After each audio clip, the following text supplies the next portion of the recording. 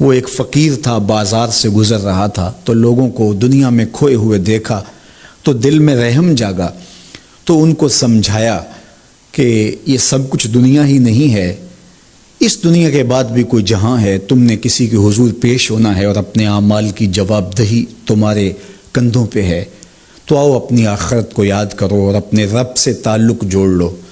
لوگوں نے کہا جا بابا کام کر، تجھے کیا پتہ کہ دنیا کی لذتیں کیا ہیں اور ہم کس کام کاج میں لگے ہیں، جا اپنا کام کر۔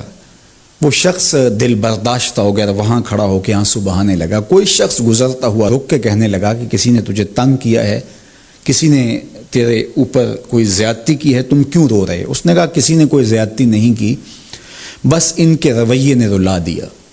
کہا کیا ہوا؟ کہا گزر رہا تھا، ان کو دنیا میں کھوئے ہوئے دیکھا، دل میں خیال جاگا کہ ان بندوں کی اور رب کی صلح نہ کروا دوں۔ تو کہا پھر کیا بنا؟ کہا وہ تو مان گیا تھا، یہی نہیں مانے۔ وہ تو کہتا تھا لے آ میری دہلیز پہ، میں سارے گناہ معاف کر دوں گا، ہم تو مائل بکرم ہیں، کوئی سائل ہی نہیں، لیکن ان سے بات کی تو یہ نہیں مانے۔ خیر وقت گزر گیا، وہی شخص 2-1 دن کے بعد قبرستان کے قریب سے گزرا تو وہی فرد وہاں روتا ہوا پایا گیا۔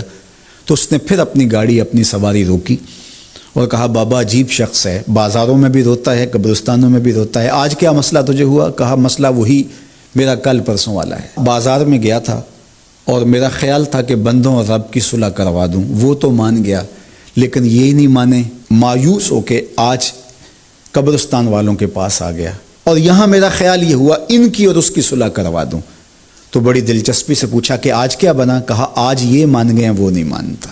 تو قبل اس سے کہ وہ وقت آئے اور ہم کہیں کہ یا لیتنی قدمت لحیاتی، ہائے میں نے یہ زندگی آخرت کے لیے آگے بھیج دی ہوتی، تو آج وقت ہے، وقت پر کافی ہے قطرہ بھی آب خوش ہنگام کا، جل گیا جب کھیت برسا می تو پھر کس کام کا۔ جنہوں نے اپنی زندگی گناہوں میں گزار دی، خواہشات نفس میں گزار دی، آرزوؤں اور تمناؤں میں بسر کر دی، 2 دنی 4 کے چکر میں پڑے رہے، دولت کے انبار لگ گئے، پھر بھی نفس رجا نہیں ہے، اندر کی خواہشات تشنا کی تشنا ہی رہیں، پھر بھی سیرابی نہیں ہوئی، کوزائے چشم حریصاں پر نشد، تا صدف کانے نشد پر در نشد۔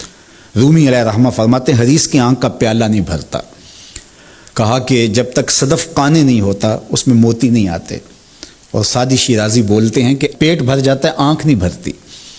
تو ساری زندگی حال من مزید کے نعرے لگاتے رہے، جتنا بھی میسر ہوا پھر آگے بڑھتے رہے، آگے بڑھتے رہے، کسی جگہ پہ بھی فل سٹاپ نہ آیا اور زندگی یوں گزرتی رہی، بسر ہوتی رہی اور اپنی زندگی برباد کر دی، حتی زرتم المقابر، یہاں تک کہ قبروں میں جا پہنچے۔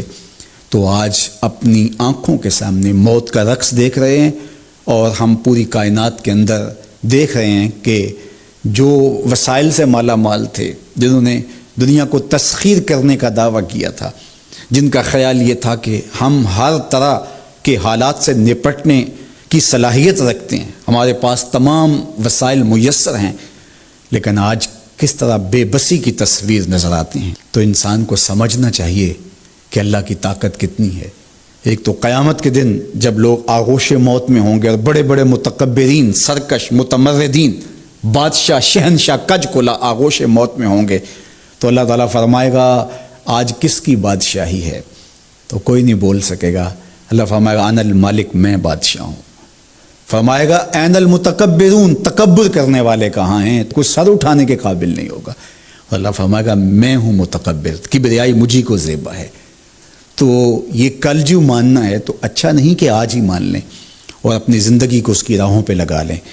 تو یہ مختصر زندگی اللہ کی امانت ہے، اللہ جل شانہ ہمیں اس زندگی کو اس کے راستے میں لگانے کی توفیق دے۔